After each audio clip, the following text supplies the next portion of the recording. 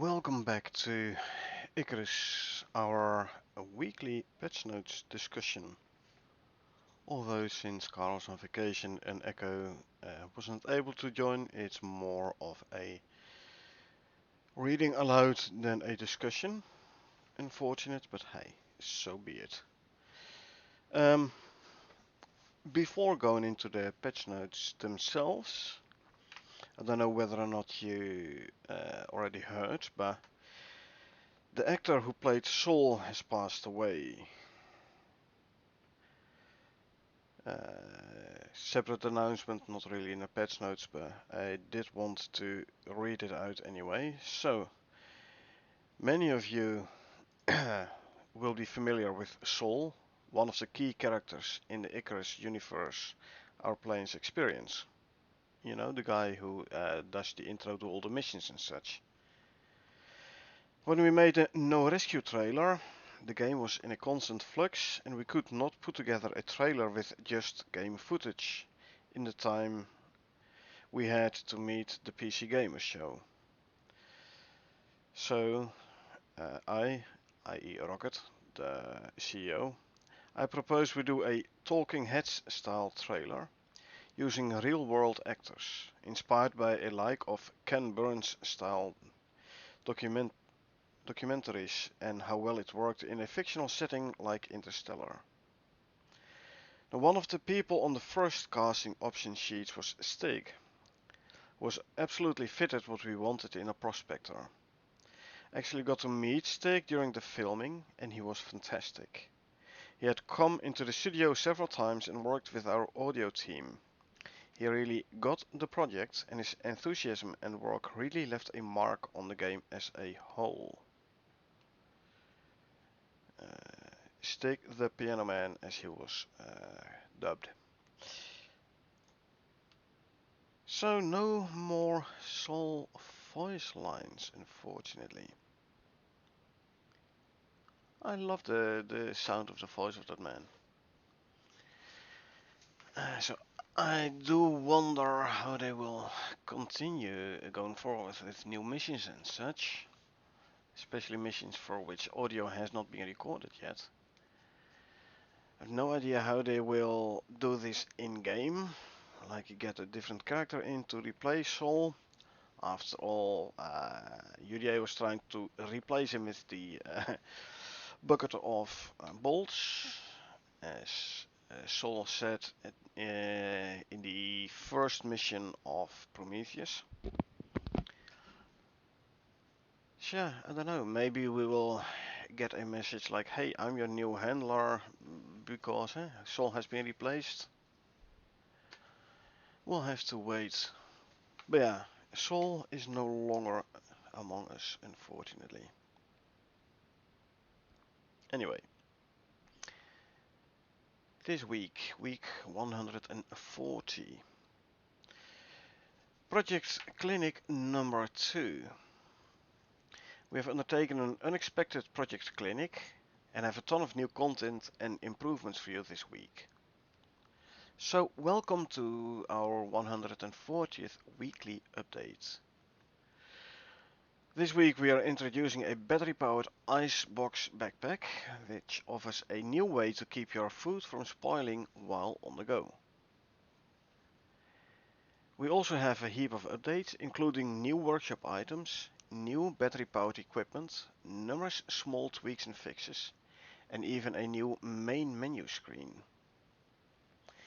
These are the results of a project clinic our team conducted while playing the upcoming free expansion to the Prometheus map. We do these deep dives every now and then. You can read what the project clinic involves in the week 126 update patch notes. A message from Dean Hall. CEO's forward. We left some of the Prometheus map empty so we could develop it further, which we were planning to release as a free expansion for that map this week. However, as we played through it, we ended up doing an intensive project clinic and have taken an extra week to add even more content, both to the base game and to this map. A key aspect of our studio development is for our senior leadership to do full playthrough runs with no cheats, experiencing our games just as our customers do. This is incredibly time intensive, but is extremely important for our aim of making better games, and it has been instrumental in driving Icarus forward. We've talked in the past about doing project clinics where we use these intensive playthroughs to highlight issues, missing content, or quality of life changes. We then rapidly iterate to solve as many as we can. So we use our Prometheus playthrough week for this purpose, and want to get these additions out before we release our expansion to Prometheus. Once these two updates are out, our focus will move on to the next installments in Icarus, as well as our next 3 major updates. If you have enjoyed what we do, please consider leaving a review and picking up some of our DLC. Our studio spends all the money we make on developing the game and does no dividends, so all our income goes into making our games. Message from Dean Rocket Hall, the CEO. So Project Clinic basically means you do like play as the players do, so without any cheat, without any help, additional help. So you experience what the players experience. You can like get where the pain is, like what should be improved. Quality of life additions are being mentioned as well. So they did do the past week. They did do the playthrough of the Icarus expansion, and they were like, "Yeah, you know what? Let's first add this and fix that and that before releasing the new content, the new map part." On the one side, I'm glad they invest this much in the game.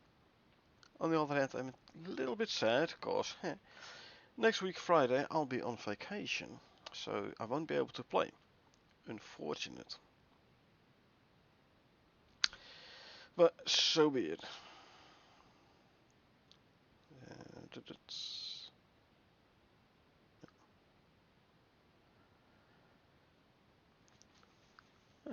Nice picture here.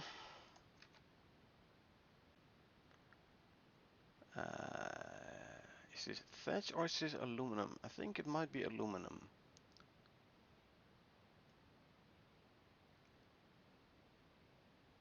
Couple of moas. Really? Ice mower? Looks a bit light for a normal mower, but let's hope it is a normal mower, because this is the volcanic biome and a horsey. Right. This week, Icebox Backpack. This week's featured new item is the Icebox Backpack, crafted at the Fabricator, so tier 4. This backpack adds 6 slots, like most backpacks, but it also chills everything carried in your inventory, drastically extending the spoil time, and actually also lowering the environmental temperature. Our design intent with this backpack is to provide a specialized solution for long expeditions across the map when adequate freezer storage isn't available. This backpack does require stored electricity, i.e. batteries, to operate, meaning you must charge it between uses. This can be done at the charging station, which was introduced in week 127. Thoughts about this is nice backpack, as in, I mean, usually my food buff runs out before the food spoils, so in general I wouldn't need such an icebox backpack. Especially once you reach tier 4, you should have better foods already, salting station, so food spoiling should not really be an issue no more. Additionally, I don't think it's a good thing to use in the Arctic, because it's chilling the player as well, from what I understood. Um, so using this one in the Arctic biome is gonna make you freeze even faster. Hypothermia. On the other hand, volcanic and or desert biomes, it might be handy. Still don't think you'll be able to withstand heat waves out in the open. You'll still overheat, but it'll take a couple of seconds longer before you start feeling the heat, so to say. So yeah, in that case it might be useful-ish. Um, so, for example, hey, when they introduced this whole new temperature range stuff, which is a long, long time ago, at that point, for example, the ghillie armor, when it became wet, so you jumped in a river, swam over a river, or if it was raining, or ghillie suit when it's wet, it like decreases the temperature of the player. So all of a sudden, you could even start to get chilly in a forest biome when you were wearing ghillie armor. Um, it kinda did make the ghillie armor slightly less useful, in my opinion, that is. Although I have to admit, I never really used ghillie armor, because I didn't think it worth spending a talent point learning the ghillie armor. Uh, it gives you extra stealth, so you can sneak up closer to animals without them noticing you. Uh, Especially when you get some experience in gameplay, like and bears aren't that dangerous anymore. You don't really need the ghillie armor if you don't want to. But yeah, the same like temperature decrease. I'm afraid it's going to be true for the icebox backpack. So in the Arctic, might not be the best. But then again, I'm definitely gonna grab one and test it out for science. Yeah, this is definitely a normal mower. This is not an ice mower. I wonder, is this the new icebox backpack? I don't know, it looks like a Larkwell Martinez backpack. Icebox backpack is actually crafted planet side. But the style and the colors and such of the backpack design looks like Larkwell Martinez. And well, cute leather armor? I don't know. Anyway, nice picture though.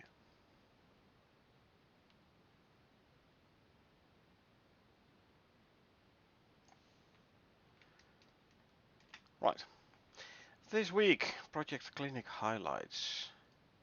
Our Project Clinic has resulted in a massive array of adjustments, enhancements, additions and refinements, all designed towards the kind of gameplay that we want to emphasize more. This includes revival and general infrastructure setup for longer term missions that are part of the expansion to the Prometheus area. So longer missions, cool. Also means you're away from base longer, so I've already read through the patch notes, and yeah, they added a couple of items that are gonna be useful. Gonna be useful for when you're away from base for an extended period of time. We have an Arctic cave by the color scheme, judging by the color scheme.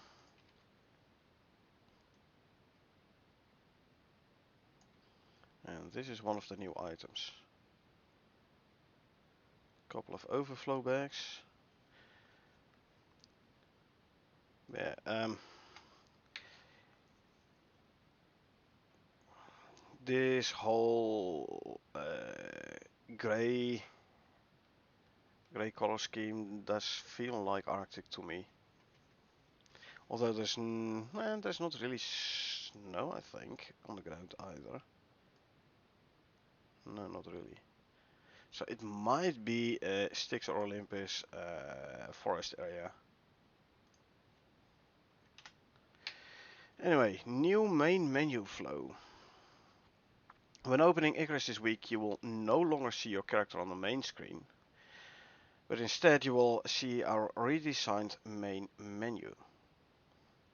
We felt the old design did not clearly convey the different game modes available to you, and it added an unnecessary extra step in the process to getting into a session. This new update aims to simplify this process and get you into the game faster.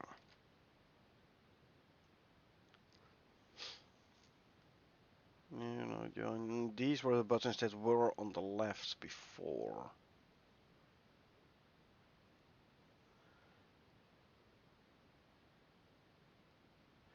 But you still would need to go through character select first, I would say. I don't know. We'll see when we do gameplay. Hydra Design, a new workshop only resource. Hydra Design is a new gaseous resource collected from space and compressed into canisters for you to purchase from the orbital workshop.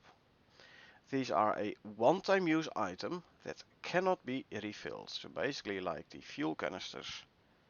No, not the biofuel canister, you can refill those. The power sources for the space extractor. And like you can only use them once, you can bring them back. If they're unused, you can send them back up. Once you start using them, they're like, yeah, you can't send them back no more. One time use only. Now these canisters are gonna be the same.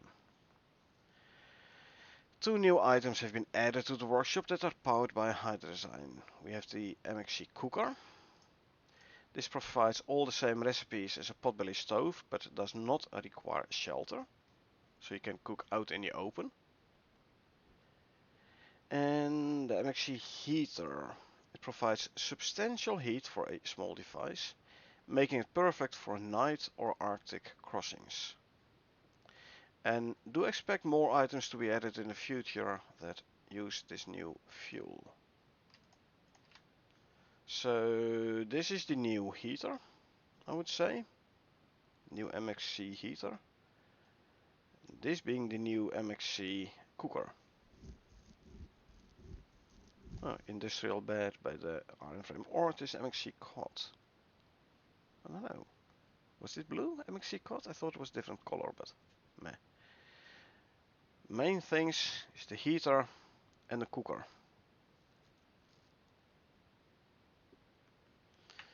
Especially the heater, yeah, this is like a good amount of heat, and you travel through the Arctic and you have to await a storm, so you go into a cave. Usually, a single campfire is not going to be enough to keep you warm. If the MXC heater will be able to keep you warm, even during storm or during the night at like -20, then it's going to be very useful to bring with when going on a trek. I do wonder though, do the Hydra Design canisters stack? Also, like, how long will they last? Like if you bring the heater, and now I'm gonna assume it's you can like sleep within the aura of the heater, like you do with a campfire and such. So you bring an MXC heater with you instead of a campfire. You bring a canister of fuel. Now, how long will such a canister last? So, how many canisters would you need to bring with you? On the other hand, just bring an orbital exchange interface with you, and you can always call down new ones. But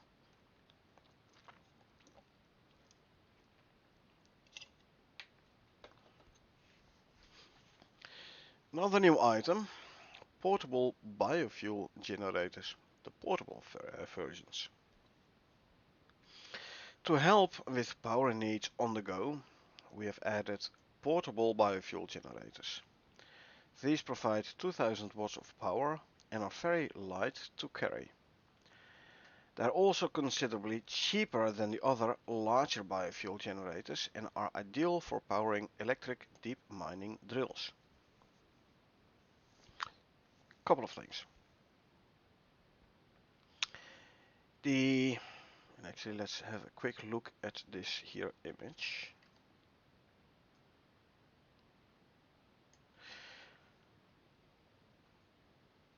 So the mesh of the old biofuel generator has been changed.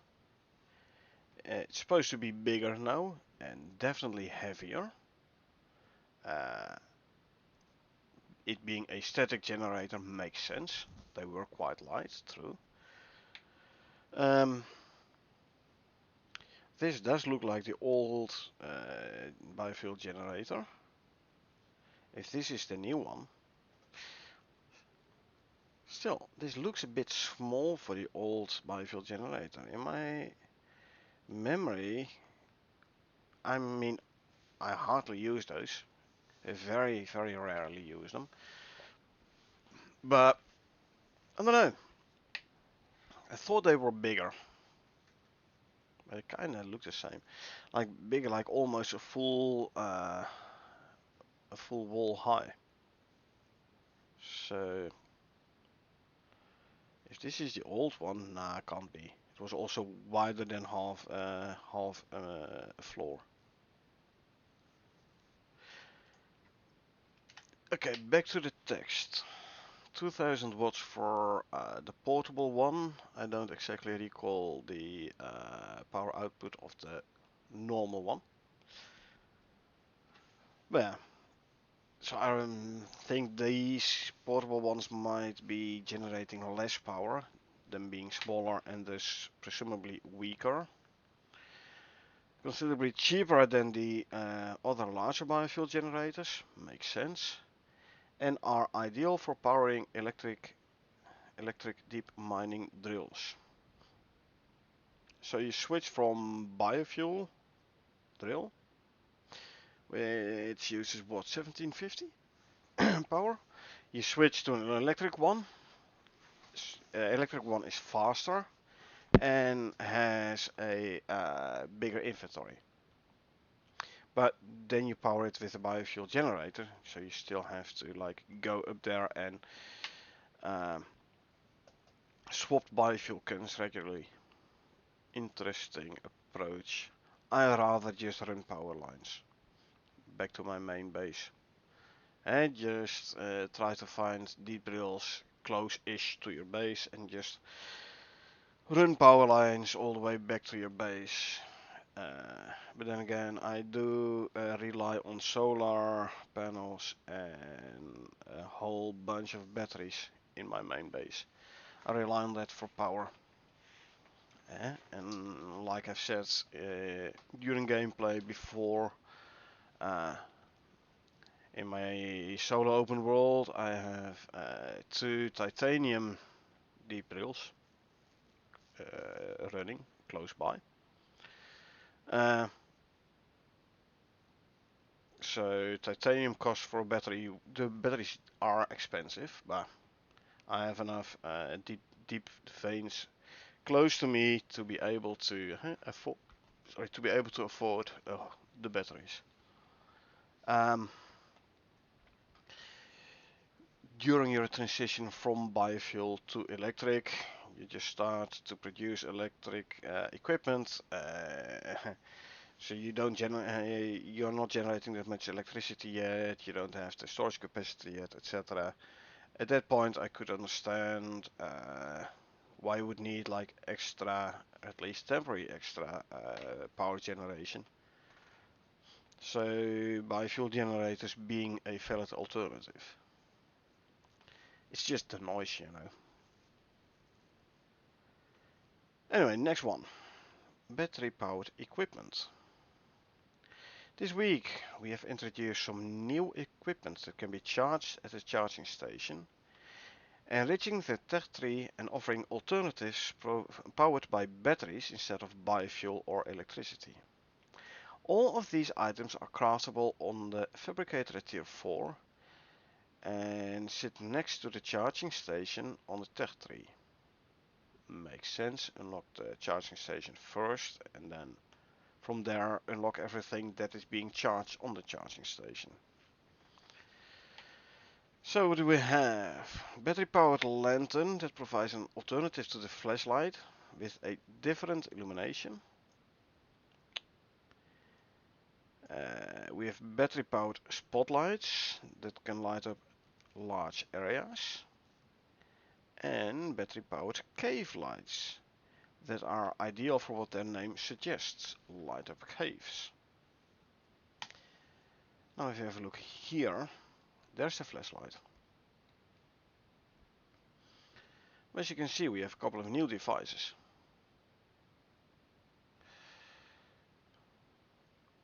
I think this is the cave light, this is the other, what's it called?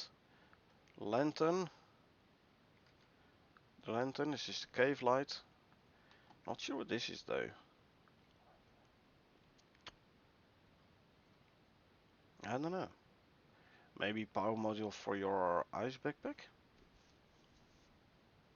Maybe. Huh, interesting, they should hook this one up. Power line going here. This one's hooked up there. This one's hooked up here. That one is hooked up there. This one seems not hooked up. Little detail. That about battery powered equipment. Definitely makes the charging station a much more used bench. Because up until now it was only the flashlight. And like build an entire bench just for one flashlight item. Hey, I'm still using the torch. Or maybe the animal fat lamp thingy. Although, truth be told, on my Stick Solo open world, I am carrying a flashlight, which I'm not using that much. I usually use the old-fashioned torch. But yeah, I might actually have a look into the new battery-powered lantern. See, because the flashlight, it's unidirectional, very directional even. Where the torch is way more omnidirectional, and I like the omnidirectional. Maybe this new battery powered lantern is omnidirectional as well. From the looks of it, it should be. See? Glass all around, so this should be omnidirectional. So, definitely gonna have to have a look into that. Let's actually grab me. Well, I'm gonna test out battery powered lantern. Yeah, I don't have a pen with me, otherwise I would be literally writing it down, but yeah. Icebox backpack. Also something I wanna try out.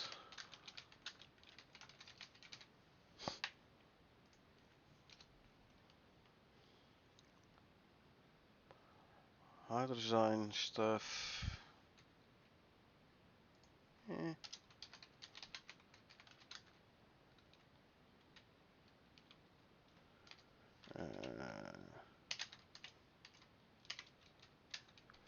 And actually cooker.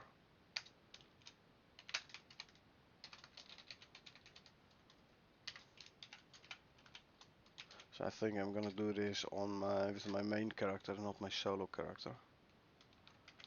MXC heater.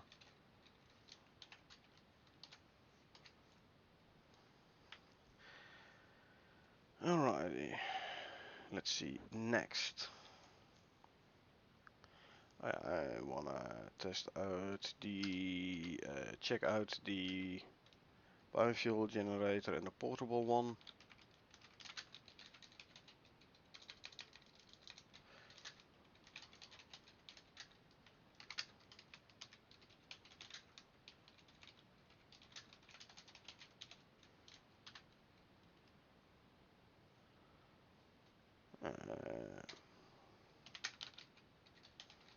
Battery powered spotlights, battery powered cave lights. I'm gonna be quite a lot to try out tonight. Right. Item mesh updates. Some of our meshes for existing items were substandard and in need of a refresh. The ghillie suit has had a complete overall overhaul with a new up-to-date look. And actually this is your ghillie suit.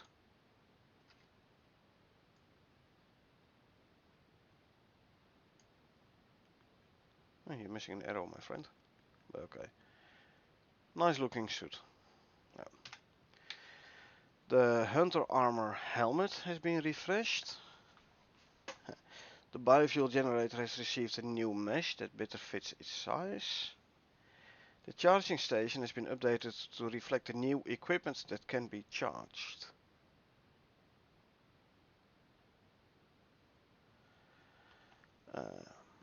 Next, some workshop balance and price adjustments.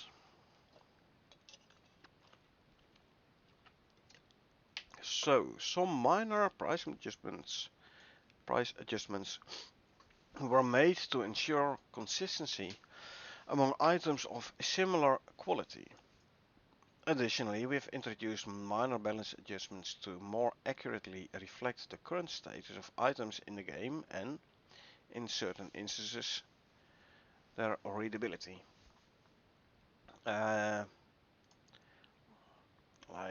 some workshop arrows have been changed price.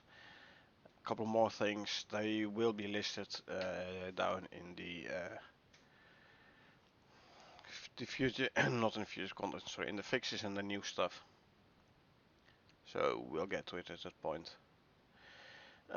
This one reduced workshop repair kit price to be the same price as repairing in orbit. So if you send back your equipment to the space station and you repair it there, it costs you like, wow, 10 Ren to repair an item.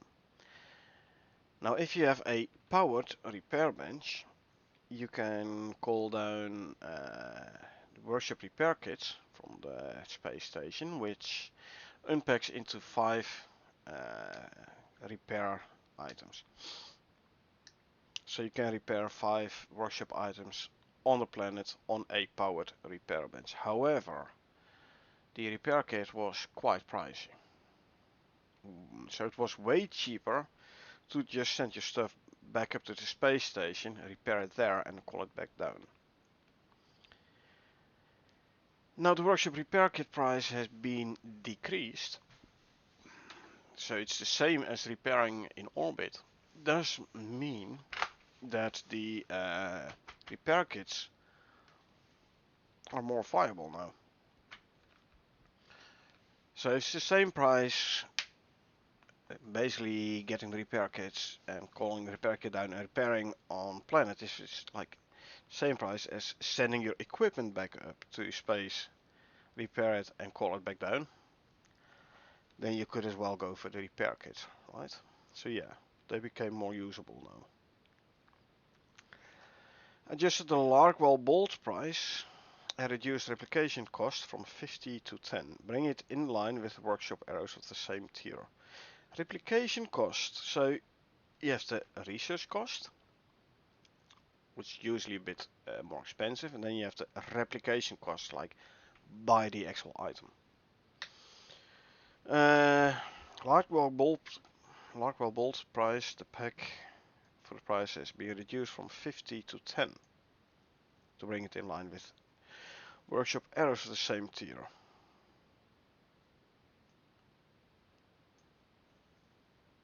Yeah, some minor price adjustments. The same for the Larkwell sickle.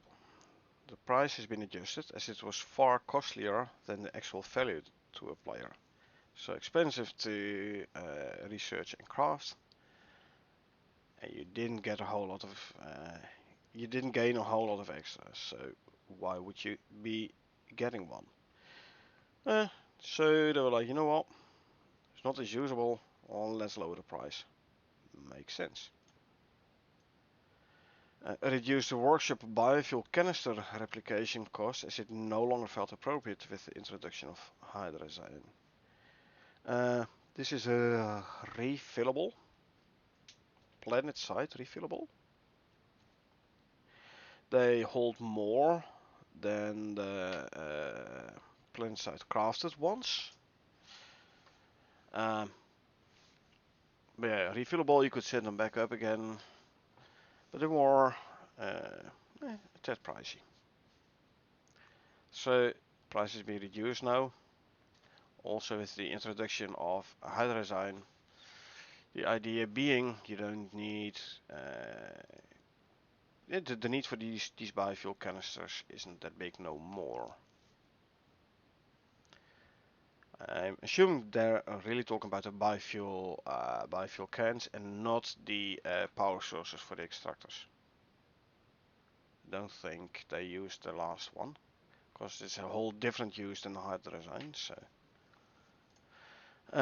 updated the workshop pickaxes so they have only a single stat from mining yield, which helps avoid confusion when comparing them. Yeah, like I have seen indeed workshop pickaxes which literally had two lines with a percentage of extra yield mining. So you're always like, okay, now what is exactly the extra yield I get from this here pickaxe? So I'm glad I've changed that, so it's more clear. Slight tweaks have been made to the workshop hammers. There will be a little bit more information further down about this.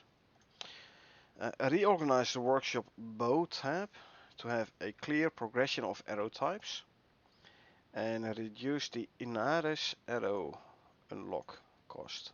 Not the replication cost, but the unlock. I would have to check in the workshop to see what exactly the Icarus arrows are. Usually if I even bring down arrows from the space station, it's the Aruda ones. It might be Icarus Aruda, I don't know. The Aruda ones is like 25 pack, I believe. The standard arrows, not fancy, not explosive or shock taser or whatever, just standard arrows with a pretty nice damage number on them. Larkwell knife got the attack speed buffed to make its high cost appropriate for the benefit it provides. So either make it cheaper or buff it. Where the sickle, they made it cheaper. For the knife, they buffed the knife, the attack speed. Knife is already the one with the fastest melee speed. No, Larkwell knife. I might have a look into that, but on the other hand, I like my electroshock attachment. Okay.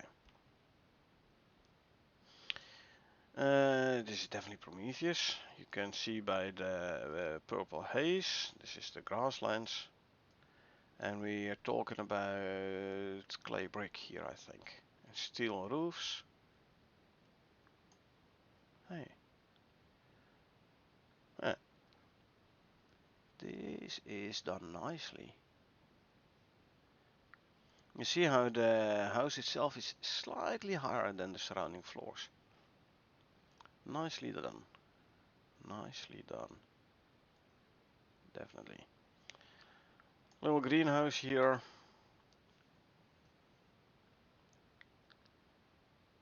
Two moas? Yep, and a buffalo.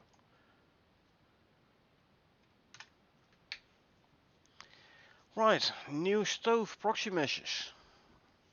Now the potbelly stove, the biofuel stove and the electric stove, along with the new MXC cooker, have been updated with proxy meshes and effects. This means that when you're cooking something, pots and pans with ingredients will appear based on what is currently crafted. This was done to better reflect what is going on with the devices in the game world, and we want to do more of this in the future. Actually, the textiles bench had a similar thing already. Like you add, I believe if you add leather to it, all of a sudden it adds like a piece of leather on the bench, stuff like that. Armor pieces, I believe, because there is like the little doll thing on the left, which then would show the armor pieces. Cement mixer had the same. You add resources to it and all of a sudden it shows like, hey, there's some rocks lying underneath it. Things like that. Any others? I don't know. Don't really pay that much attention to them, but it's nice that they're doing it. Definitely looking better. Like here, I'm cooking some fish, or I'm cooking some meat, a stew, some veggies. Like, put the pans on the stove. Does make it look better, that's for sure.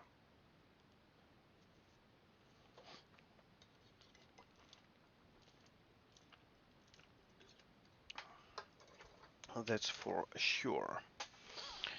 Okay, some lighting updates. We have spent time adjusting the lighting on many of our light sources.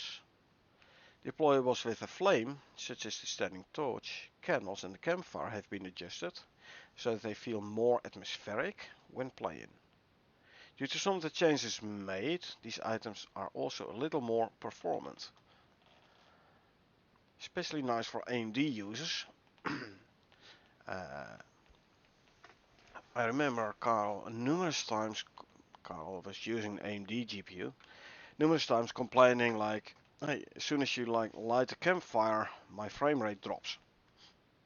Especially when I look at it, my frame rate drops considerably. Torches and stuff like fire. So that's definitely because he was using AMD GPU. So this is good news for people with an AMD video card. That's for sure. Let's see. And nice standing torches going into the cave, so you can at least see a little bit. I know, I have my settings so that I can actually see in the caves. Maybe I should like,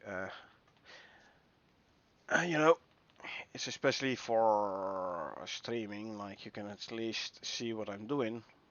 But then again, it would be more immersive if I would change those settings again, so when I enter a cave it's actually pitch black, and then I have to like light a source in order to see at least something.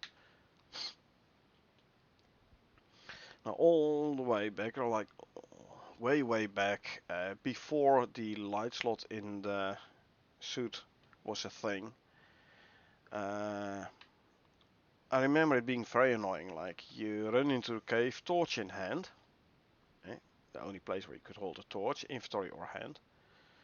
So torch in hand, you could see something. They wanted to mine.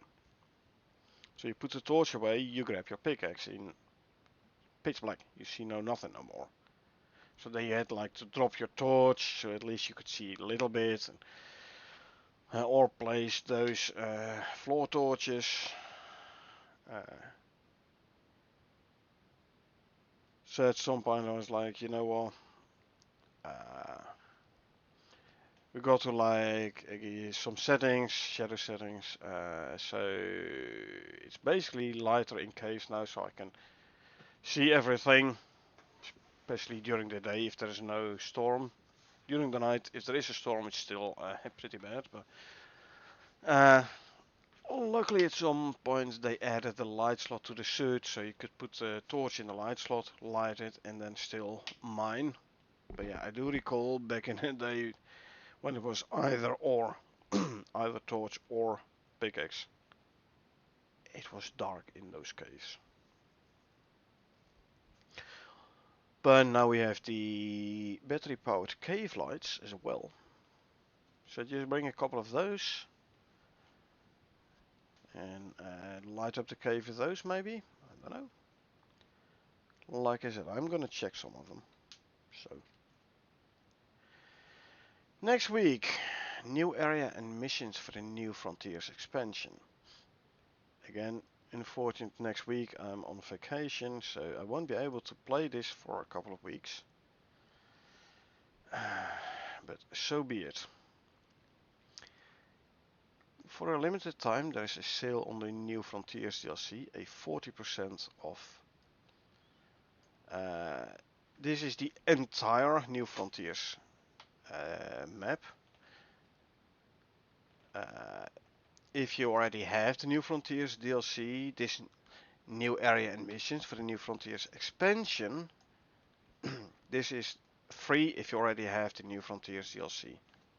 So don't worry if you're like, yeah, but I just bought the New Frontiers DLC last week and I have to pay again. No, you don't. This is like an free expansion on the New Frontier expansion, so no worries there. So as a wrap up, our internal play sessions of the null sector, we can now begin finalizing the free updates. This expansion to the Prometheus map, available with the New Frontiers DLC, includes 5 new operations, a new exploration mechanic, the trail beacons, which we've talked in length about, new mutated creatures, and 1 new giant creature. Now this region is not for the faint of heart. All the adjustments and differences are geared towards this being a hardcore survival challenge. So make sure you enter it prepared. Good. More of a challenge. This is good. And revenue of our DLC strategy. We have tried to set up our DLC in the most permissive way possible. We give away all the key features for free, rather than bundling them in the DLC. We also made it so only the host needs the expansion, and we removed DRM so it is easy to bypass the DLC restrictions when hosting local servers. Like I do, I host my own dedicated server. I don't have to buy the expansion again for my DS. No. Luckily that's not needed. But also, only the host needs expansions. So when New Frontiers came out, Echo and me, we had the New Frontiers DLC. Carl did not. However, because I was the one who started the prospect, he was then able to join. Even though he did not have the DLC himself, he was able to join. He was able to make use of everything in the DLC. He could not craft New Frontier specific items, but he could use them. So I crafted it for him, and he could then use them. By now he has gotten the DLC himself as well. So, but yeah. So basically, if you're playing with a team of 8, only one person, the one starting the prospect, needs the DLC, and all other 7 can freely join the DLC content. I like this approach a lot. We generally take home about 50% of the retail price after the deductions for Steam, cost of sale and Epic. After these, our typical Outpost DLC has around 50k US dollars net revenue on a budget of roughly 5 to 10k per outpost. So making them is very profitable, which surprised us a lot. Like it's rather limited in size, so in possibilities. However, from what we can tell, most people buying Outposts are doing so via the Complete the Set bundle, and mostly as a way to help us fund future development, with a big thanks for that. Now, as these outposts do well, we are looking at doing more of these outposts in the future. Good, it'll give me a way to support them even more. I like the game, I like their decision making here, the strategy. I admire their dedication, like weekly updates, without fail ever since the start. Holidays, don't matter, there is an update. Natural disasters, doesn't matter, there is an update. I like that a lot. Dedication. And I like the game, so hey, I'm like, please continue developing it. Now, our major expansion, New Frontiers expansion, was a big portion of income, gaining about 1.5 million USD net the above reductions. Steam cost of sale Epic. It probably costs us roughly 1 million to make, although it is complex to budget for, as we pulled out many of the things we planned to include to give away with the free updates that went with it. Again, they don't want to put everything behind a paywall, and yes, quite a few things they initially wanted to include in the the New Frontiers DLC were added to the base game, so free. So overall, New Frontiers seems to be a major factor in driving general sales of the game and other content, and has been pretty much essential to the survival of the game and maybe even the studio in the current market. The game and maybe even the studio. Can't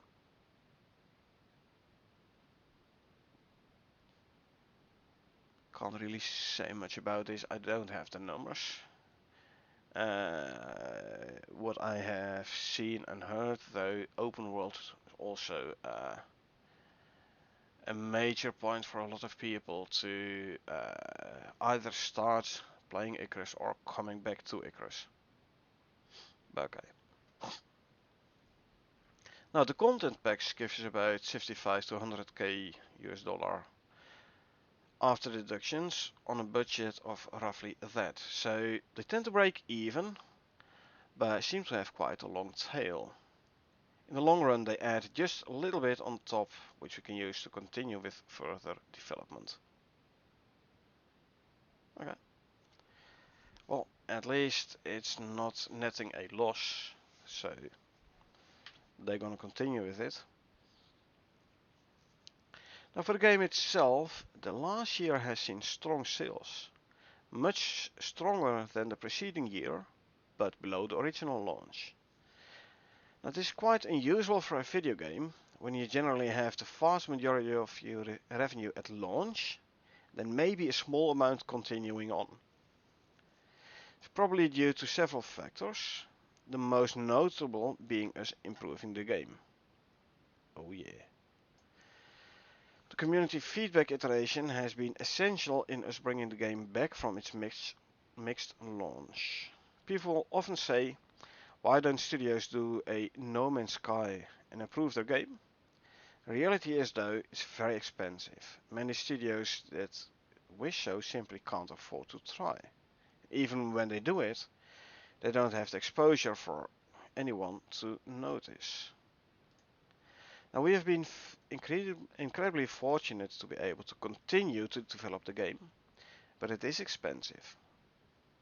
We have only been able to do such regular updates through very hard work, heavy community engagement, and a top-level commitment for a better game rather than a profitable one. One of the reasons why I personally want to support the company. They're not like, give me the money, and we just give you crap in return. No, they're like, we want to give you a proper product, and then you can give us the money. I like that approach. Now this information is provided because gaming studios tend to be very opaque when it comes to financials. And many gamers end up thinking that DLCs end up being just cash grabs, when in fact most DLCs don't tend to make a lot of money, as attachment rates are quite low.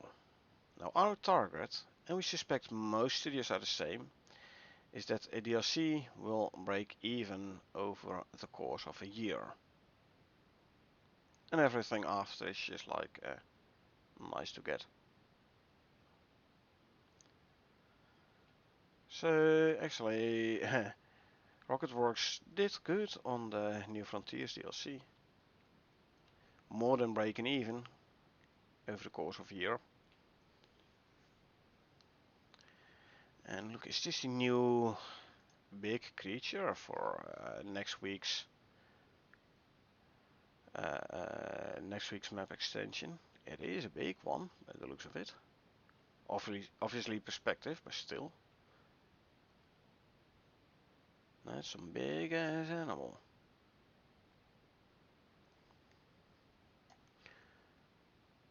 Look at the horns on the thing. Gonna be interesting to fight and kill this one though. I wonder, would melee being viable for an animal this size? Like redbacks and bluebacks, you just go in and melee there behind. Elephants and mammoths, I rather take out from a distance. I wonder which category this one will be. If it has a knockback attack, then melee might not be the best option. Well, we'll see in what, 4 weeks or so time. And no, I'm not gonna cancel my vacation for this. Sorry. Yes, I want to play the expansion, but no, I'm not gonna cancel my vacation for it. Anyway, continuing. Please consider leaving a review. We've worked hard to bring our product forward, focusing on changing core aspects of the game based on your feedback, new content and performance improvements. This has been done every single week since the game launched, with not a single week missed, even through natural disasters and holidays. While the game isn't perfect, we have worked hard with the community to try and make the game better every week. Absolutely. Early on, we also rolled back the online backend, ensuring the game would have a future even if our studio went under. This was an unpopular decision at the time, but one we knew was necessary to secure the game's future. We think that with the recent sentiment against games as a service, we feel vindicated that it was the right call. Yeah, like, you buy a game, right? And so, new game, you like it, but after 2 years the publisher is like, yeah, you know what, we're pulling the plug, we shut down the servers. And since the game relies on those central servers, you cannot play the game anymore. That ain't good. So you bought a product, yeah, you paid for it, and then all of a sudden, because of a unilateral decision of the publisher, you cannot use the product no more. Games as a service. So yeah, basically you're no longer buying the game, but basically you're renting the game. Not good. Don't like that approach. So yeah, I'm glad they Rocketworks decided to end the online backend and like run everything local. Now, given this, please do consider leaving a review for our products. And if you want to support the studio, please do consider buying the DLC. All the money we make is spent on making our games. We don't provide any dividends. We put all the money back into our staff and development. Again, the game isn't like a cash grab. It's not like, give me the money and here's a crap product in return. No. They want to give us a proper game. So yeah, I'd say support them in kind. And there's the the bundles, like your support makes these updates possible. Stated a couple of times already. Support from the players is what makes the weekly updates possible. So there's the pets bundle, like extra saddles, food and water troughs and stuff. Extra animals, dogs, cats, and the zebra rescue mission, allowing you to, let's say, acquire tamed zebras, or the already mentioned complete the set, the dynamic bundle, which basically everything you don't have yet is in there.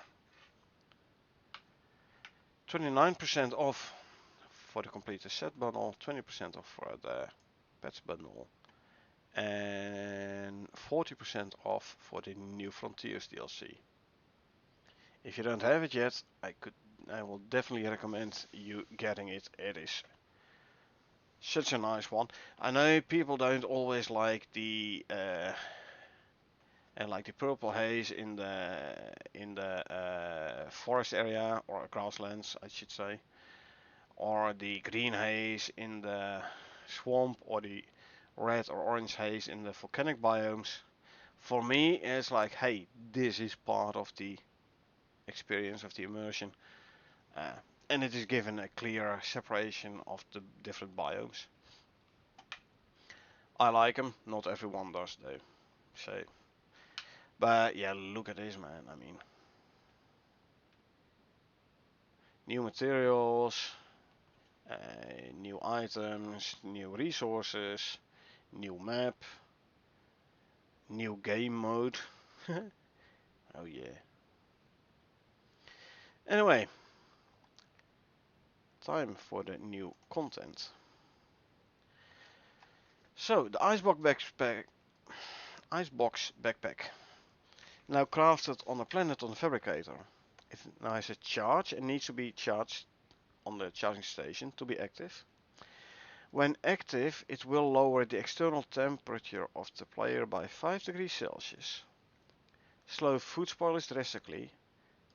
So the recipe and the blueprint is added, as well as the new modifier and icon. Feature locked out for now. Feature lock has been removed this morning when the update came out. But yeah, keep this in mind, hey? Lower external temperature of the player by 5 degrees Celsius. So in the Arctic, you might want to take the backpack off and put on another backpack. Power charger version 2 deployable was added. Updated the marked target modifier.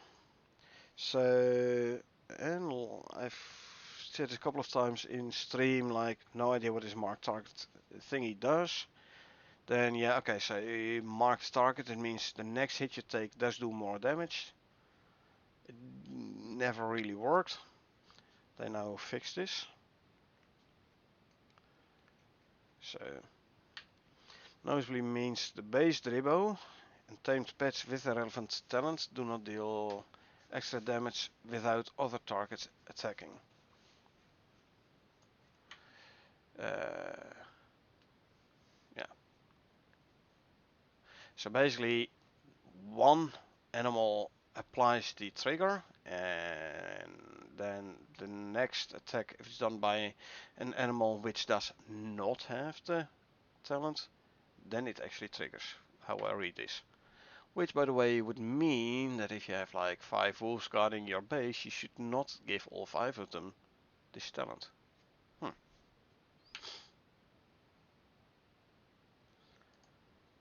Okay, anyway. Iceberg backpack charge on the charging station. Portable biofuel generator has been added, and the old biofuel generator has gotten another mesh. Battery powered lantern added. The ghillie shirt has been swapped and used new meshes. New portable generator, audio and blueprints. More updates to ghillie armor. Scale for the portable generator fixed. Icebox backpack. Adding ability for small batteries to be recharged at the charging device, charging station.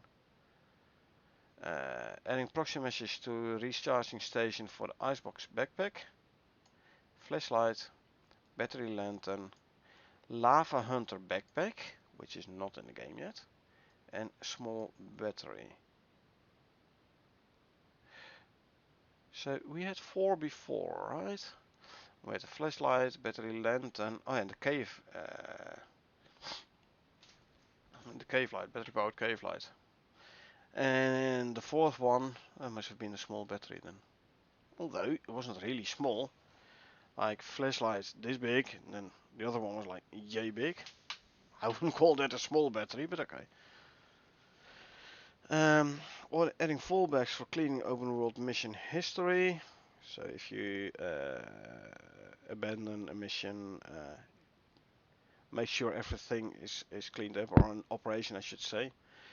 Make sure everything is cleaned up. Adding additional safety checks when triggering missions, so old, failed and or abandoned missions are cleaned up. So you're like, okay, let me restart this mission, this operation, which had like pre-built structure. And if it doesn't properly clean up the pre-built structure and you restart it again and it places a new structure on top of it, you have like 2 pre-built structures in the same spot.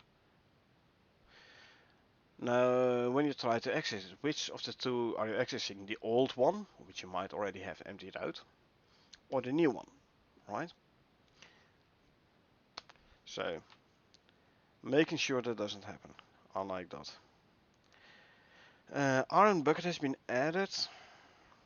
This is new. That means I have to craft myself an iron bucket as well. See what we can do with it. Ghillie armor arms parts in first person view. Fixed, so it uses the new mesh. Hydro design, added a new resource type. Worship canister. Cooker and heater that run off hydro design. We've talked about these. Iron bucket art assets added. Text for the new MXC items, the worship cooker and heater. Adding audio to be tested once power behavior is working. Well, it is working now, otherwise it wouldn't have been added to this week's update. Fixing battery lantern not consuming power. Thank you. No magic endless power sources, please. Updating battery lantern on and off state so that the bulb lights up when on. Default setting of the new mesh material is off. Good. Adding bucket fill audio. Not currently hooked up. I reckon it is by now. Updated battery lantern to the new mesh. Adding new battery lantern and cave light meshes to the charging device as proxy meshes, you know, the part on top of it. Added off material state for the battery lantern. Battery lantern itself added. Updating hunter head icon, so the hunter armor head part, helmet. Battery cave lights added. More iron buckets. Adding in second version of cave lights on a stick, wall and floor version, so keep that in mind. Is one item. Press and hold R to switch between floor variant and wall variant. You know, like the Icarus statue. Fix up material on first cave light version. Added camp cooker proxy mesh, good. Battery light deployable base added. Battery cave light, wall and floor, and a one item with variations. So press and hold R, choose your variation in the radial. Same goes for the battery spotlights. Add a proxies for the cooker and heater. Some lighting updates. Adding small file trophy. Deploy audio. Data will deploy audio setups for all bigger trophies. Cam cooker proxy. Combined mesh replacement hologram for the cooker and heater. Adding new components for recipe proxies when items are crafting. The pans on top of the biofuel stove, what we talked about earlier. New recipe proxy has been added for the workshop cooker. Again, like you can see, or at least you like, as soon as you start cooking, it'll add like a pot with stuff on it on top of the cooker. Okay, flashlight and spotlight can now be charged at this charging station. Battery powered, so yeah, you need to be able to charge them somewhere. Adding description for new cave light and spotlights. Fabricator now accepts a water connection for recipes. Okay, so Fabricator now also needs a water connection. Not sure which recipes though. Okay. Hydrogen cooker now uses a green flame effect. Oh, nice. Different. Taking all cooked items with fruit, veggie, egg, grain, I think. Meat, fish, chicken, etc. Okay. Added version 2 of the tier 3 kitchen bench without the pots and pans. So the internal wood one, you know. Basic kitchen bench. If you're not cooking anything or not crafting anything, you see like no pots and pans on top. As soon as you start crafting something in there, it'll add the proxy meshes. Adjusting cave spotlights and cave omni lights. New component for recipe proxies added when items are crafting. Again, like what we were talking about before. These kind of things, you know. Actually, it's literally this line. Adding proxies to kitchen, potbelly and electric stoves. Again, the pots and pans on top of it. First iteration of the new space menu screen, so the main screen, which we talked about all the way at the start. Swap icons for customize button and character create button to make more sense. Change sizes and font sizes for main menu and open world. Make it a little bit more readable. Fix main menu buttons disappearing on startup. Oopsie. Then you can't do nothing, so I'm glad I fixed that. Fix the close and the back button appearing on dedicated screen when selecting a mission. Fix the first playthrough pop-up temporarily making the new game menu disappear. Is this the pop-up for like, hey, do you want to boost your character? First playthrough? No. Anyway. Change the menu layout, button layout to match each other. My OCD is happy. Change the backgrounds of each map on the open world and missions main menu.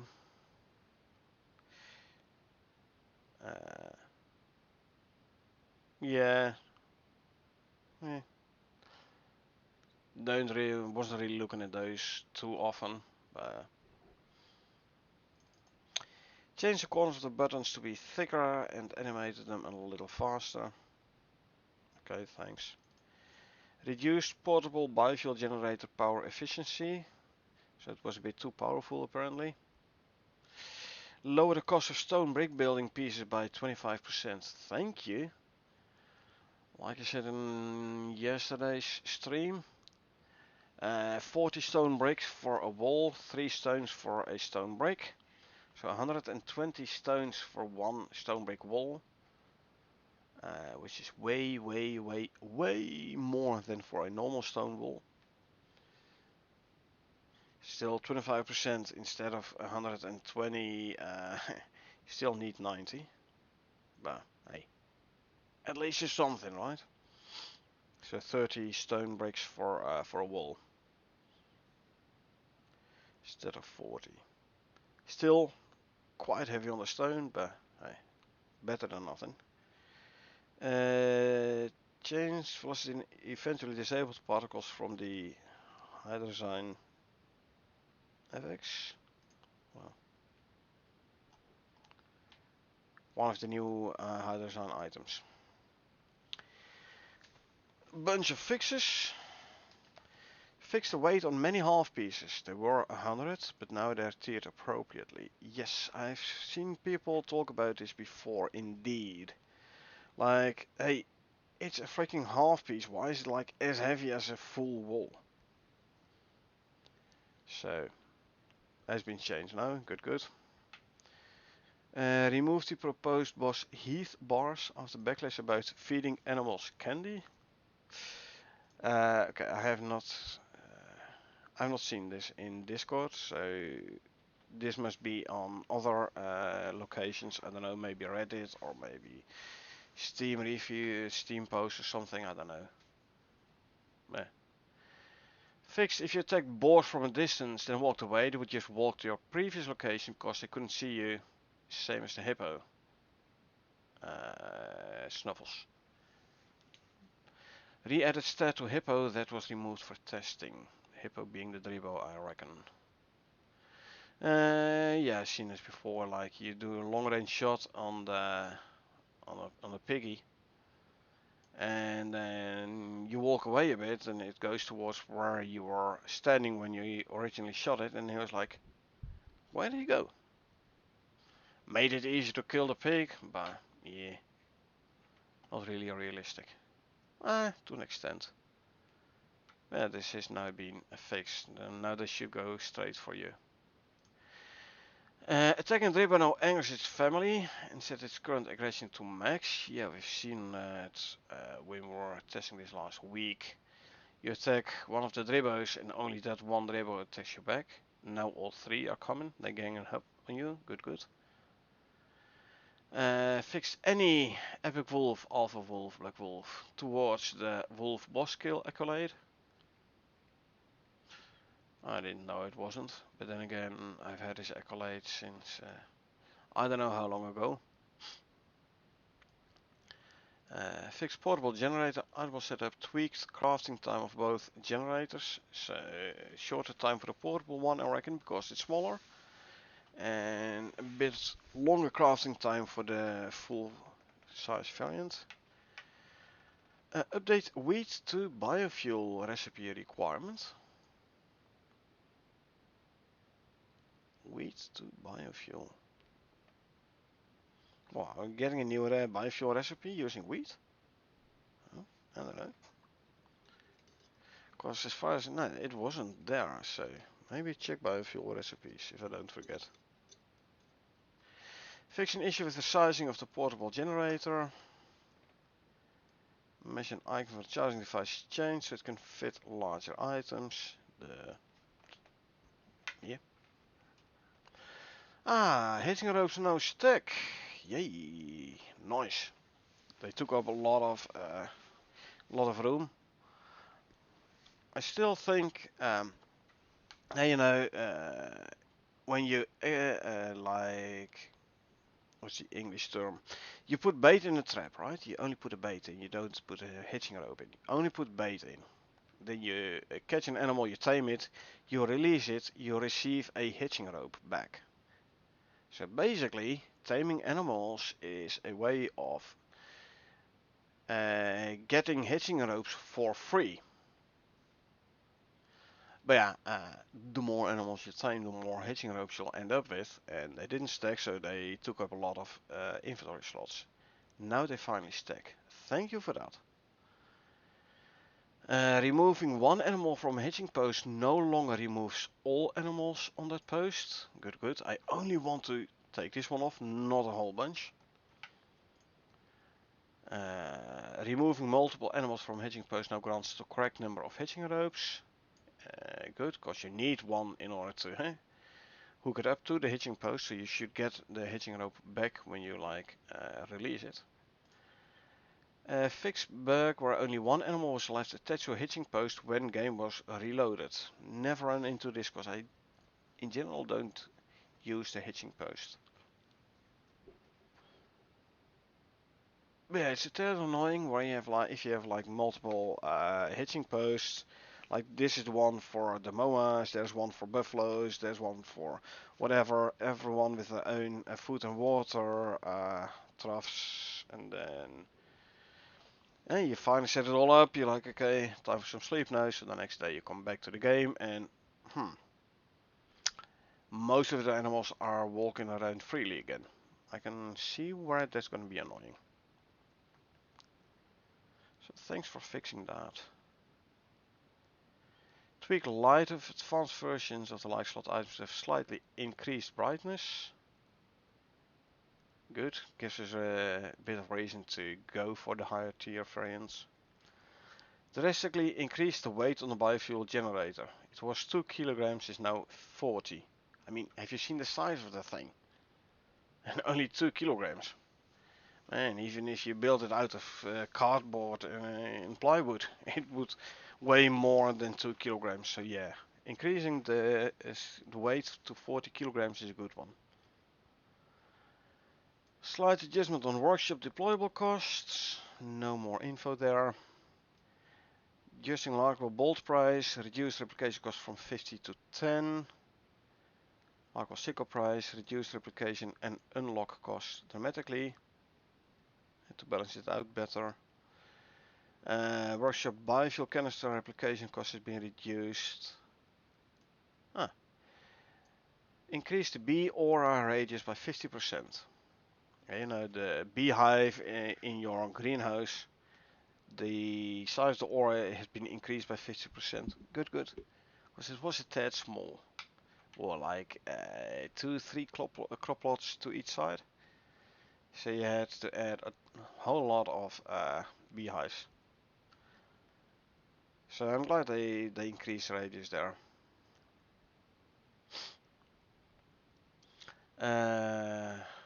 Beehive aura, the bee aura now also affects dirt mounds. That makes sense, right? You plant something there within the aura of the beehive, so it should be affected. Dirt mound now stacks to 10. Increase the weight to 250. Dirt mound. Don't tell me this if you are digging up dirt, it only stacks 10. They reduced that stack size. Cause, yeah. Like, digging up dirt. For me, the stack sizes were already quite small. Like, you're filling up your inventory quite quickly with the dirt. So if they would decrease the size of those stacks, I believe there were 50. To decrease that to 10, man, I'm only going to be able to grab war.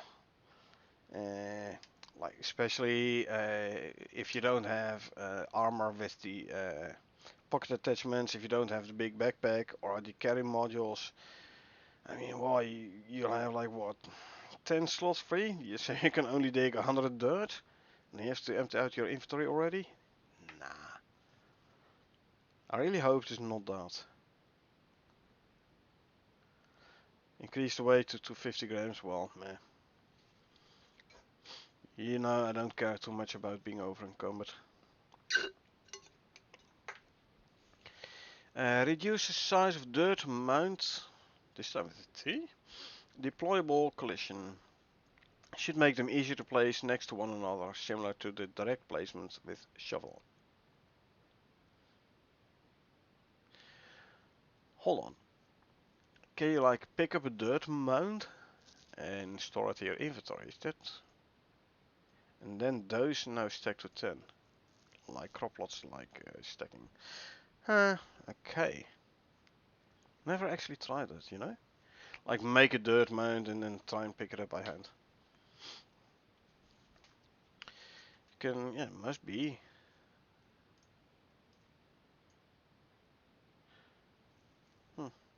You can no longer deploy a dirt mound directly on top of another one. Intersecting the edges is still okay though. Okay. Fix calculate damage taken function. Crash function when damage caused was null. So nothing gave me any damage. The function that calculates the damage is crashing. Default by 0. Fix null controller crash on Pi exit. Yeah, this is like good info for the developers, but not really for me, who doesn't have access to the code. Replace old ghillie armor set item icons to the new ones. New mesh. So new icons makes sense. Fixing workshop heater referencing an old resource that was removed. So you couldn't use the hider design, but it was using some non-existing fuel. Glad I fixed that. Here, fixed a bug where food trough and water trough allow list behavior wasn't working correctly if set up by a client. Hopefully, this means that I can now actually use those allow lists. This is definitely something I can test out. Food and water trough allow list.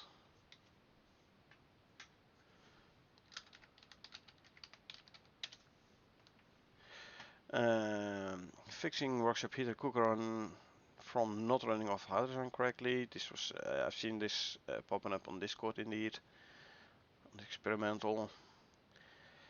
Enter helmet, swap the new mesh. Assume button animation fixed. Bucket asset added, the iron bucket. New case spotlights. Adjustments to lantern audio. This is the on-off audio thingy we were talking about before. Fixing hunter helmet unintentionally hiding the undersuit's helmet when equipped. Oops. Especially if you have like the like supporters edition suit, which is like the Icarus logo on the helmet. You want to be able to keep on seeing that. If this workshop pickaxe, I only have a single stat for mining yield. We talked about this one before. Rescale workshop hammers. Tatsuo hammer now grants movement speed, but lower tier hammers repair slower overall. Movement speed. With this hammer out. I wonder whether or not it'll be as much as the talent I have for moving fast with bow out.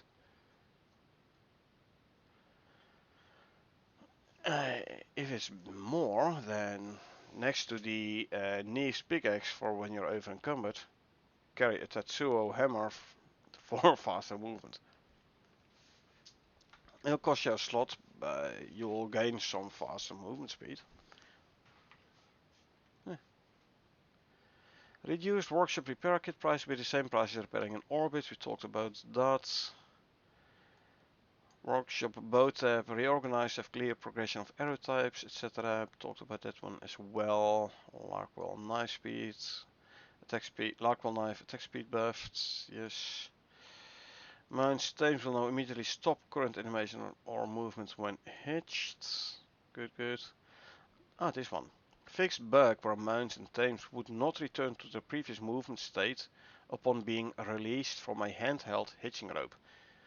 Up until now, like, you set them to wander, right, so they can walk around.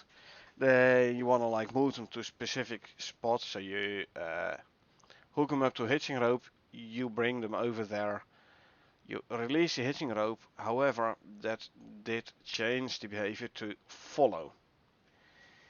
It's annoying if you forget this, because then you like hop on your mower and then you run to the Arctic and all of a sudden you see your Dribbo, for example, right?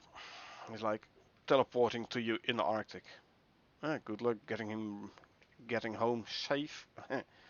Yeah. So I'm glad I fixed that, and I'm definitely gonna check that out. Release manual hitching rope check. Movement state. Players can no longer release mounts hitched to a post while leading another mount with a hitching rope. Not sure why they removed it though. So you're already leading your own horse on a hitching rope, but you can then now you cannot release other mounts from a hitching post anymore, because you have to first release the that horsey you are leading on your hitching rope before you can like release other mounts from a hitching post. Like I said, not sure why they removed this action, this possibility, but fixing charging devices, cave light and cave spotlight, proxy meshes, so to show the correct one things. Fix expectation scaling is your new buttons, was mentioned before as well. Speed up overall terrain selection background, image fade in and out. Edit background blur. Yeah. Flashlight can be held in your hand again. Yeah, it became invisible according to the post on Discord experimental branch. So I'm glad they fixed it so you can actually see it again when you have the flashlight in your hand. Fix cave spotlight wall variant deploying a cave light. Again, this was spotted on experimental. Okay, spotlight wall variant material assignments again was spotted in experimental. Character buttons overlapped on main menu has been fixed. Good. Equipped item shadow not being attached to hands while in first person perspective. Yeah, again, this is noticed in experimental if I'm not mistaken. This one as well, fixed bug where changing from first to third to first person perspective could cause the light in player's light slot to be positioned incorrectly, causing shadow artifacts. Or just don't switch between first, third and first person views. Wink wink. But yeah, I'm glad they fixed that. It's annoying. Added physics to the new battery lantern. Increase the temperature of the battery lantern's light, so it's no longer the cold, sterile, very white light, but more yellowish, warmer light. Slightly adjust the position of lantern lights in the light slots. Third person body no longer applies blind pitch rotation when looking up and down in first person. You wouldn't be able to see this on yourself, only if you're playing this in co-op. Huh? Spline pitch rotation, okay. Thanks. Increase battery capacity of the flashlight and the battery lantern by 30%. Oh, so I have to charge up my flashlight again to get the extra 30%. Increase battery light maximum placement angles. So on a 45 degrees is considered a floor. Should you do a wall or a floor light, right? Wall light, vertical wall, but like so. If a wall light is going to be like, hey, it's too steep, yeah, we can't do a floor light either, because then it's way too steep. So I'm glad they increased the placement angles there. Reduce stack size to 1 for battery lights. Oh, so they don't stack no more. Okay, now I have a big cave. Oh, it's battery lights, not battery cave lights. Big base. So I want to place a whole lot of battery lights. Well, place electric lights. Or the geode lamps. Advantage of both of those is you don't have to regularly recharge them. Fixing initial battery charge status of the lantern and the flashlight. Well, you craft it, and then it starts out fully charged, right? I would say. Don't know. Reduced portable biofuel generator power efficiency. Don't know what it was initially. It's 2 kilowatts right now. Was mentioned above. Further adjustment to lighting, namely fire-based sources. We talked about this before. Swapping exotic voxel material over to a new one. Again? When they gonna decide on a definitive exotic exotic material, exotic mesh? Or is it a voxel? Is this like the exotic node? The one you mine with a pickaxe? There's gonna be a luck base to find one of those though. So, fixing tag queries causing issues with the build. I assume this is the tag for marked for attack or so.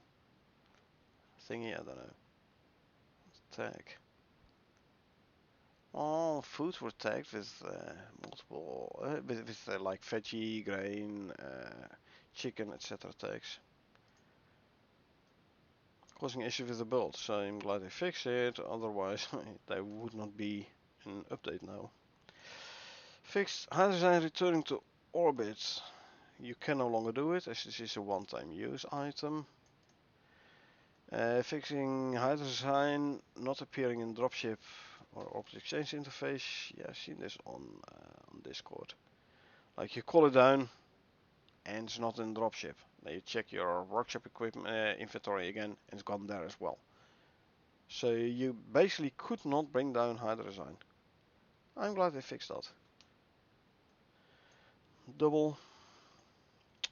Swapping out bucket focusable to use a modified version of the lantern one. Bucket focusable to use a modified version of the lantern focusable. Okay.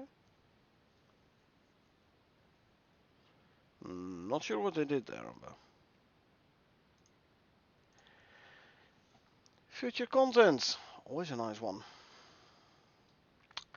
Warlock spine, ice armor fragment pickup.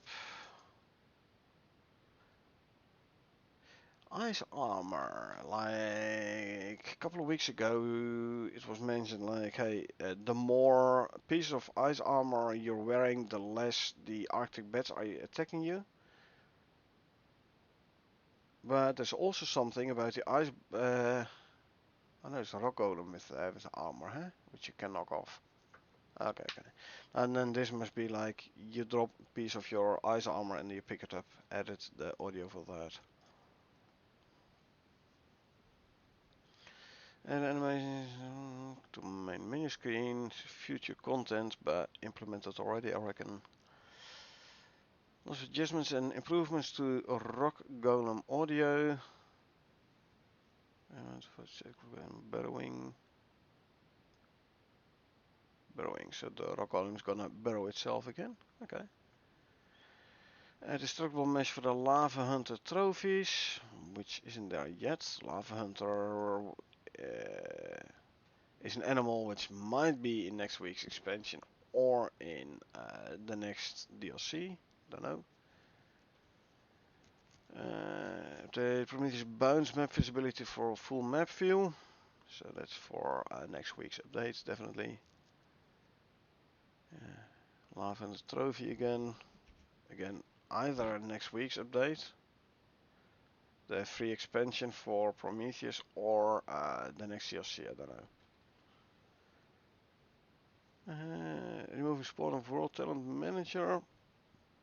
Still have time to fix. Okay, thanks. Prometheus fishing map, texture and temperature map. Re-imported and regenerated for corresponding setup for the expansion. That's definitely for the next week's update. Muzzle flash and a tier 4 pistol has been fixed. Okay. Oh, cool. Texture group for rock golem and ape textures. So they show in 4K. Nice. I'm playing 4K. Outpost 9 being worked on.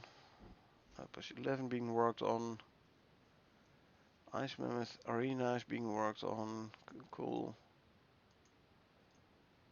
New a fish size for means expansion was mentioned above here. This one.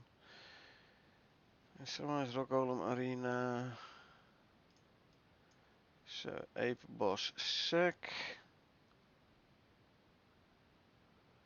Okay, this is a bit ambiguous, but okay. So the biomaterials for using in crafting some ape boss tool or weaponry or something, I reckon.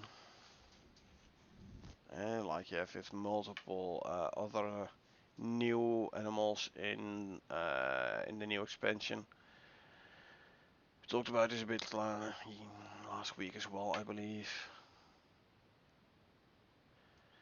Icebreaker now always relevant for clients. Should fix issue where Icebreaker was popping in and out.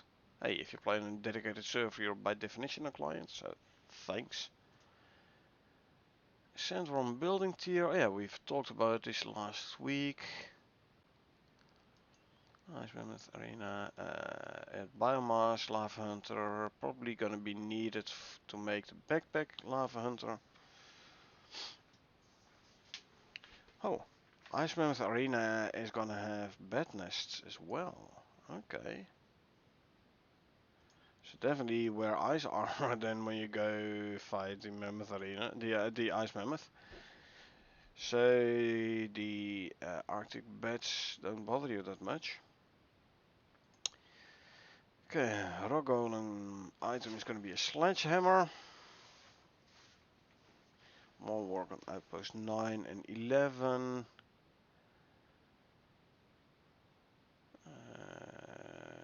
More work on the Ice Mammoth Arena. Outpost 9. Boss Ape trophies. Oh yeah, setting up skeleton for tier 5 technology tech tree. Yay! Finally something I can spend my thousands of blueprint points on. Tech tree and items with oil extraction, refining and production creation through a polymerizer. Cool. We're gonna get a tier 5. Nice.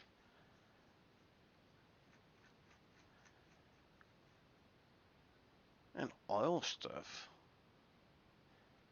So new resource oil, which you can extract and then refine, and then you can make something with it.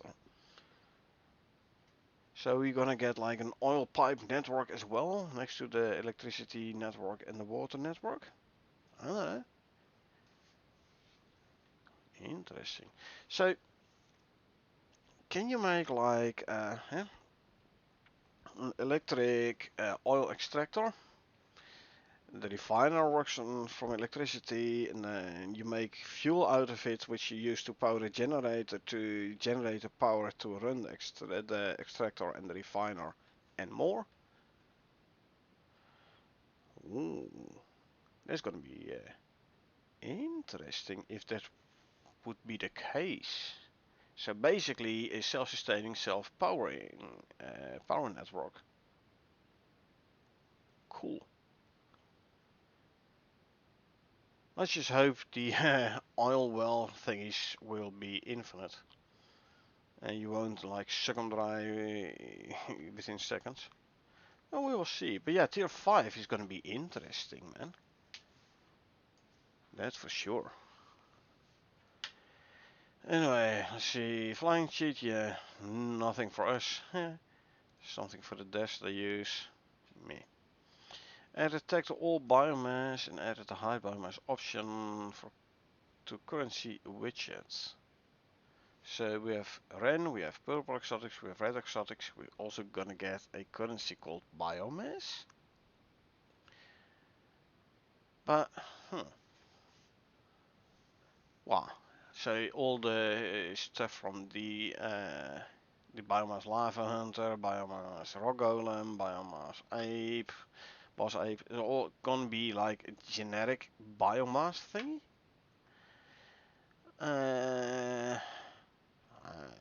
think so, because I reckon you need the biomass lava hunter for the backpack lava hunter. I don't know.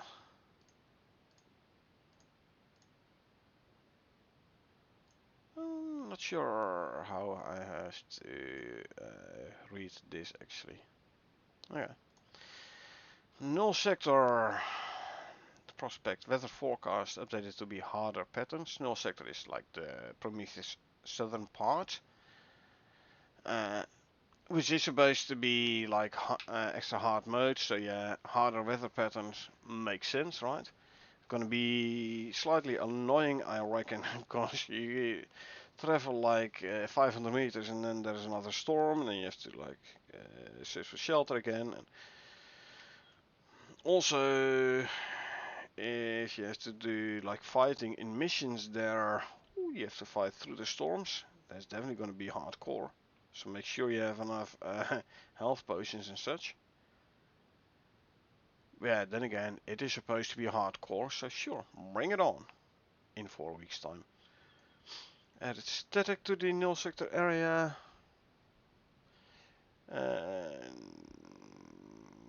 Would this mean like you have like the constant static noise in your ears? Maybe. Like some electric field, which is then also like hindering normal radar function, and then that being the reason why it isn't showing the map. Maybe that's the lore behind it, I don't know. If you have this constant static crackling in your ears, it's going to be harder to rely on audio to detect threats as well.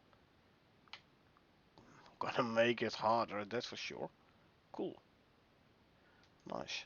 If that's what this means, I like it. Maximum spawn is an icebreaker. Increased, good. Remove from the world data. Okay.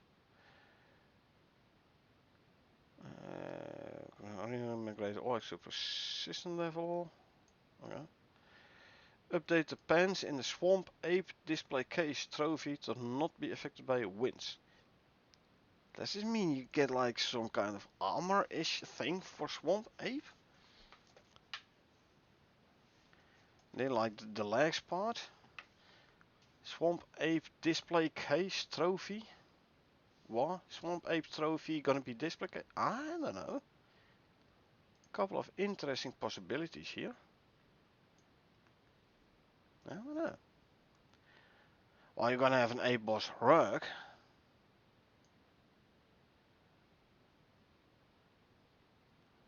I wonder how big this rug is gonna. How big is the ape boss gonna be? So how big is the rug gonna be? Eh, we'll have to wait. Basalt columns, geothermal rakes added to the rock golem area. Good. Outpost 9. Swamp Ape Arena. Adding earthquake audio in and event. Earthquake. Gonna be actually, and it's gonna be mentioned somewhere below here. This is part of, I believe, the rock golem. Yeah, here updates to rock golem, earthquake, and other events. So earthquake, like localized, caused by a rock golem, I reckon. But yeah. Remove some test stuff. Iterate terrain, select screens, rock golem. Prevents overflow back from spawning when an instance level deployable is cleaned up. Yeah.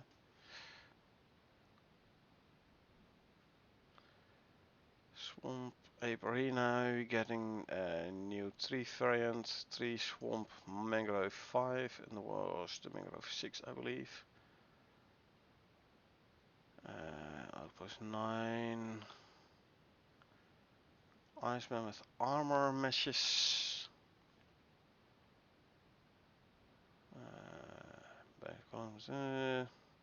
Oh, here, added fuel properties to hardened magma, which is an upcoming item. We did talk about this a little bit last week. Where I speculated that it might be a new building material, it does look like it's going to be a new fuel item though. Not sure how hardened magma, which is basically magma is like the molten rock coming out from the volcano. Is it like magma whilst it's still subsurface? Once it's like comes out of the volcano, you call it lava, something like that. And hardened magma would be just be stone again. So I'm not sure how that can be used as fuel source, but hey, it's Icarus. Other physics rules, physics laws than on Earth apparently.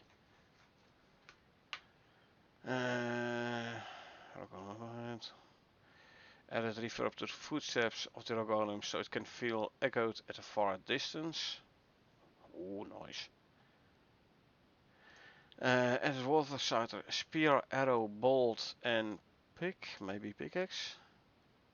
So the water cider biomass, bring it, send it back up to space station, because that's where the biomass is being processed, I believe.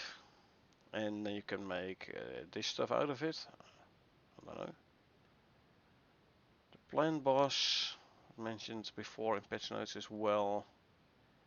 Cider mesh. Adding a base mesh for the camping cooker and camping heater. Those might be the new MXC ones, which is added now.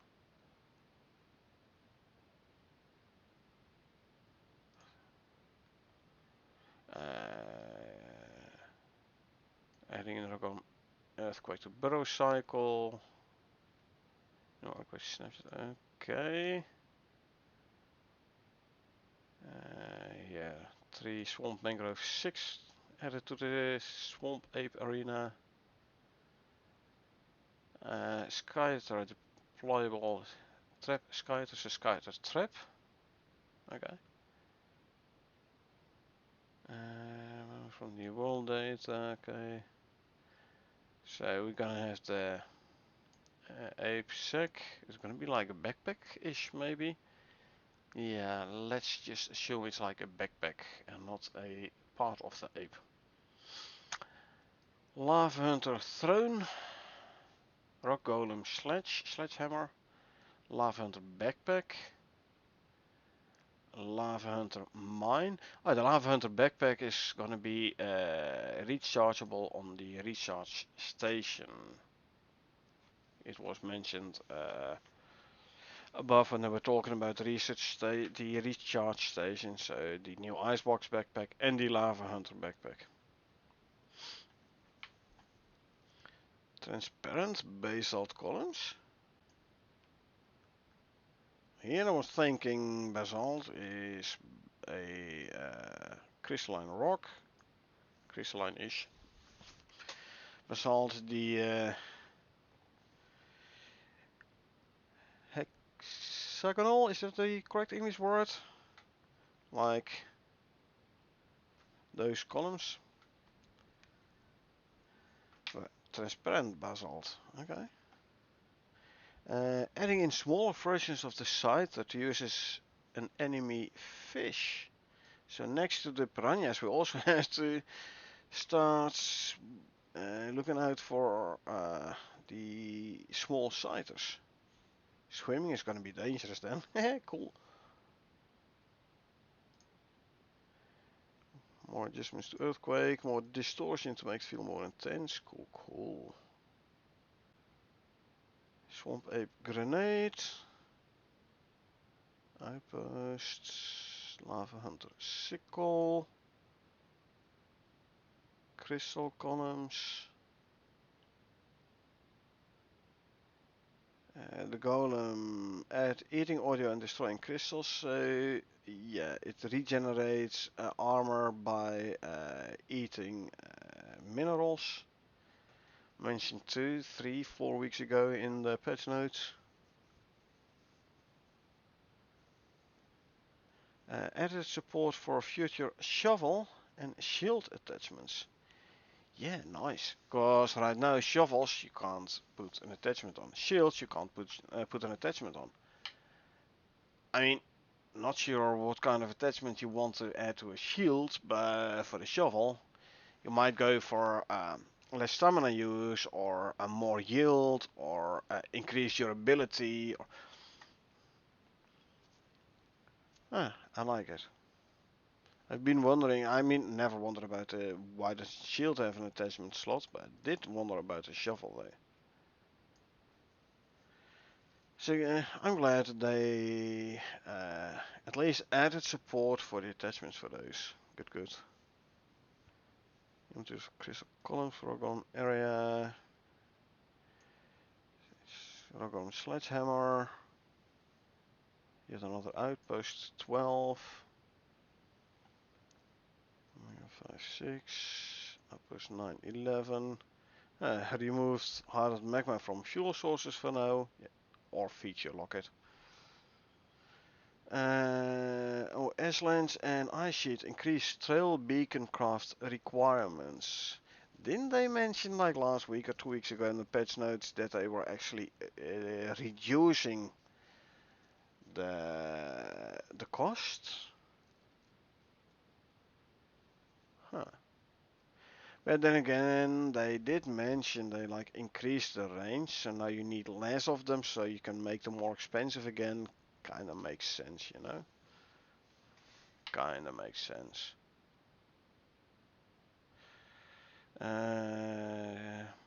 Updated texture for sandworm wood building tier. Sandworm wood tier, correct kit versions. Okay, updated textures. So hopefully it's going to be a different texture from the normal wood one, and not like the what's reinforced wood, which basically is just texture-wise, basically just a clone of normal wood. If you see one, you can't see whether it's wood or reinforced wood.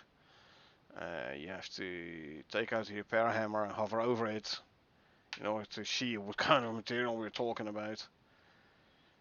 So yeah, I do hope the sandworm wood building tier is gonna have a different texture. Added Lava Hunter warming icon and aura. Oh, it's a Lava Hunter backpack. Gonna be like increase the temperature around the player.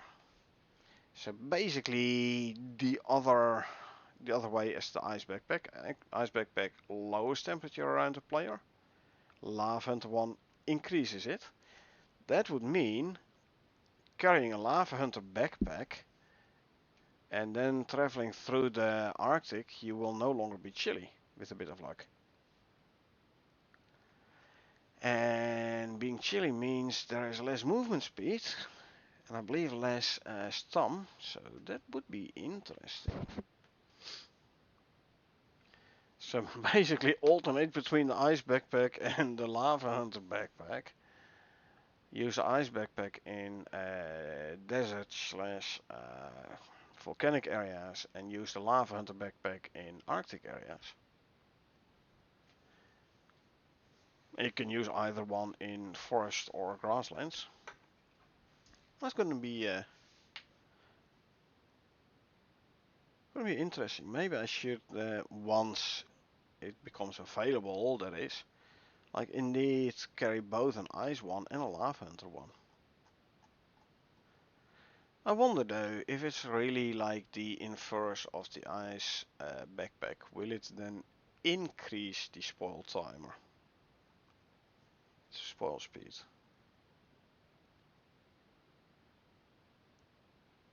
I don't know. Anyway, these were the patch notes as usual. Again, we have here the part of Sol being passed away. So let's quickly show this one again. Like I read this already at the start, but I didn't really show it as such. So yeah.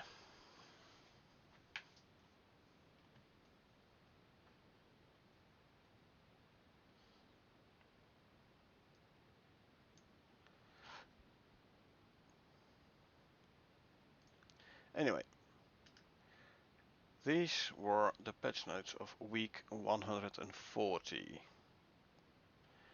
Second iteration of Project Clinic. A bit of a long one again this time, but there was a lot in the patch notes as well, so yeah, no wonder. Anyway, oh, here's the big thing.